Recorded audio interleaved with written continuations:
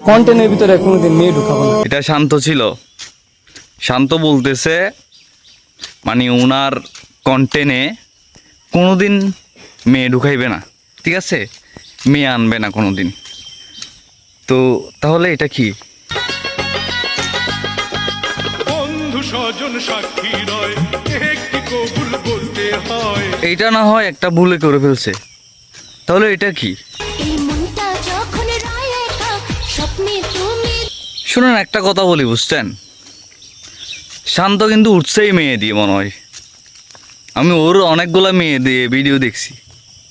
তো সোশ্যাল মিডিয়াতে এসে ভাই তুমি নিজেকে স্ট্যাক আলেকজান্ডার বানাই ফেলবা, হ্যাঁ, এটা তো ঠিক না।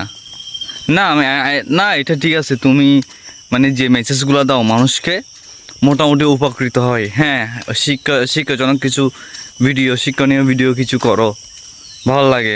মানে তোমার প্রত্যেকটা ভিডিও আমি পরিপূর্ণভাবে দেখি, কিন্তু মানে একটা বিষয়টা কেমন লাগলো না ভাই, তুমি মেয়ে আনবা না বলতেছো, এরপর দেখতেছি মেয়ে তুমি আগে থেকেই নিয়ে ভিডিও করতেছো।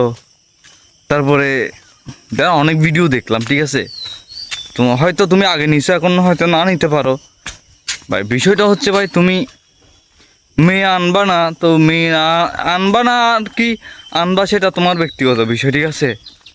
তো সুতরাং এটা তো বলতে পারেন যে মানে আমি আগে মেয়েকে নিয়ে ভিডিও করছি, বাট এটা এখন করব না, ঠিক আছে, এটা বললেই তো হয়। কিন্তু আমি মেয়ে নিয়ে ভিডিও করব না, বিষয়টা একটা আলেকজান্ডারগিরি হয়ে গেল না।